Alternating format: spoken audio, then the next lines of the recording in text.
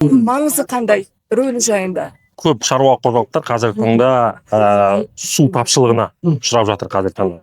Бұл деген сөз өнімді ек болғаннан кейін оны суарудың өзі өте үлкен еңбек, одан бөлек шығын және үлкен уақыт тәуекелдер талап етеді да. Ал оның шешімі ретінде заманауи қазіргі таңда орнатылып жатқан жаңбырлатып суару машинкаларын қазіргі таңда шығарылып жатыр Қазақстанда, және өте үлкен ауқымда орнатылып қойылып жатыр.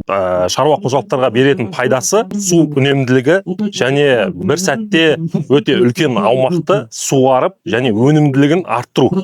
Яғни жаңбырлатып суару машинасы жаңбырлатып айналмалы түрде жүреді. Бір машинканың ұзындығы 400 метр болса, ол 50 гектар жерді қамтамасыз ете алады суарып. Яғни бір 50 гектар жердің өзін 12 сағатта суаруға мүмкіндігі бар.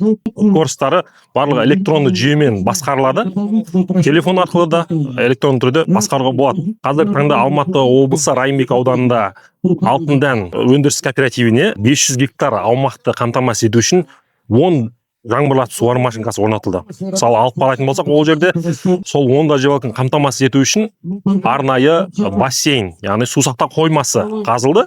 Оны сумен қамтамасыз ету үшін 300 метр тереңдікте су шығару скважинасын қазылып шығарылды. Қазіргі таңда бір мезетте соны су сақтау қоймасын толтырып, бір мезетте 10 дажбалкаға тарату мүмкіндігіміз бар.